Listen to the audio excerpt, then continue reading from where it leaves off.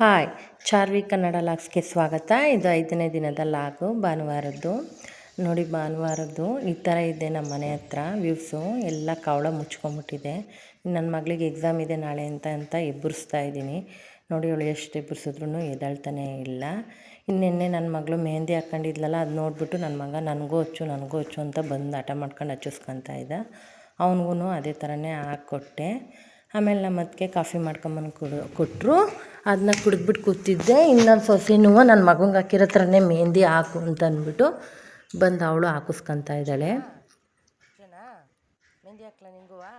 ಇಡಿ ಕೈ ಕೈ ಇಡಿ ಕೈ ಇಡಿ ಕೈ ಇಡಿ ಕೈ ಇಡಿ. ಅವಳಿಗೂ ಹಾಕ್ಕೊಟ್ಟೆ.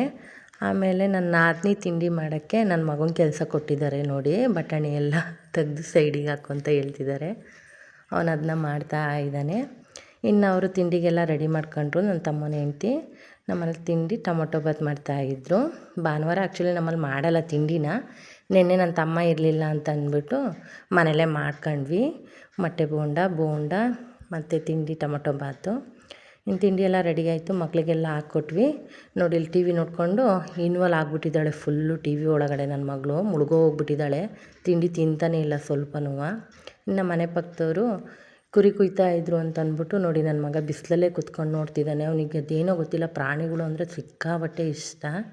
ಇನ್ನು ಸಂಡೇ ಅಂದರೆ ಸ್ಪೆಷಲ್ ಇಲ್ದಂಗೆ ಇರುತ್ತಾ. ನಮ್ಮ ಮನೇಲಿ ಅದುವ ಬಿರಿಯಾನಿಗೆ ಸಾಂಬಾರಿಗೆ ಮಸಾಲೆ ಎಲ್ಲ ರೆಡಿ ಮಾಡ್ಕೊಂಡಿದ್ವಿ. ನನ್ನ ತಮ್ಮನ ವೈಫು ಮಾಡ್ತಾಯಿದ್ರು. ಆಮೇಲೆ ರೆಡಿ ಎಲ್ಲ ಆದಮೇಲೆ ಈ ಕಡೆ ಸಾಂಬಾರು ಮಾಡಿದ್ರು ನೋಡಿ, ಮಟನ್ ಸಾರಿದು. ಆಮೇಲೆ ಬಿರಿಯಾನಿನೂ ಮಾಡೋಕ್ಕೆ ನಾನು ಬಿರಿಯಾನಿ ಮಾಡ್ತಾಯಿದ್ದೆ. ಬಿರಿಯಾನಿ ಎಲ್ಲ ಈ ಥರ ಮಸಾಲೆ ಮಾಡಿಕೊಂಡು ರೆಡಿ ಮಾಡ್ಕೊಂಡೆ ಬಿರಿಯಾನಿನ. ಇನ್ನು ಊಟ ಎಲ್ಲ ಮುಗಿಸ್ಕೊಂಡು ನಮ್ಮೂರಲ್ಲಿ ಇವತ್ತು ಸಂತೆ ಆಗುತ್ತೆ ಭಾನುವಾರ ಟೈಮು. ನೋಡಿ, ನಮ್ಮೂರಲ್ಲಿ ಸಂತೆ ಈ ಥರ ಆಗುತ್ತೆ. ತುಂಬ ದೊಡ್ಡದಾಗಿ ಚೆನ್ನಾಗಾಗುತ್ತೆ ಸಂತೆ. ನಾವು ಸಂತೆಯಲ್ಲೇ ತರಕಾರಿ ಎಲ್ಲ ತೊಗೊಂಬಂದು ಇಟ್ಕೊಂಡು ವಾರಕ್ಕಾಗಂಗೆ ಎಲ್ಲ ಫ್ರಿಜ್ಜಲ್ಲೇ ಸ್ಟೋರ್ ಮಾಡಿ ಇಟ್ಕೊತೀವಿ. ಸೊಪ್ಪು, ತರಕಾರಿ, ದಿನಸಿ ಐಟಮ್ ಎಲ್ಲ ಪ್ರತಿಯೊಂದು ಸಿಕ್ಕುತ್ತೆ ನಮ್ಮೂರಲ್ಲಿ. ಚೆನ್ನಾಗಿರುತ್ತೆ ಸಂತೆ, ತುಂಬ ಚೆನ್ನಾಗಿರುತ್ತೆ ನಮ್ಮೂರಲ್ಲಿ. ತುಂಬ ದೊಡ್ಡದಾಗಿ ನಡೆಯುತ್ತೆ. ನಾವು ಸಾಯಂಕಾಲ ಟೈಮ್ ಹೋಗ್ತೀವಿ, ಬಿಸಿಲೆಲ್ಲ ಕಮ್ಮಿ ಮಾಡ್ಕೊಂಡು ಸಾಯಂಕಾಲ ಟೈಮ್ ಹೋಗ್ತೀವಿ. ಆಮೇಲೆ ಸಂತೆಗೆ ಹೋಗಿದ್ವಿ. ಅಲ್ಲಿ ನನ್ನ ಮಗನ ಫ್ರೆಂಡ್ ಇವನು ಧ್ರುವ ಅಂತ ಅಂದ್ಬಿಟ್ಟು ಅವನು ಸಿಕ್ಕಿದ್ದ. ಅವನಿಗೆ ಹಾಯ್ ಮಾಡು ಅಂದೆ, ಹಾಯ್ ಮಾಡ್ತಾಯಿದ್ದ. ಇನ್ನು ಗೀತಕ್ಕ ನಾನು ಇಬ್ಬರು ಸೇರಿಕೊಂಡು ತರಕಾರಿ ಎಲ್ಲ ತಗೊಂಡ್ವಿ. ಇನ್ನು ನೋಡಿ, ಸಂತೆಯಲ್ಲಿ ನಮ್ಮೂರಲ್ಲಿ ಇದು ಒಣಮೀನು ಅಂತಾರೆ. ಇದು ಒಣಮೀನೆಲ್ಲ ಗೀತಕ್ಕ ತಗೊತಾ ಇದ್ಲು, ನಾನು ನಿಂತ್ಕೊಂಡಿದ್ದೆ.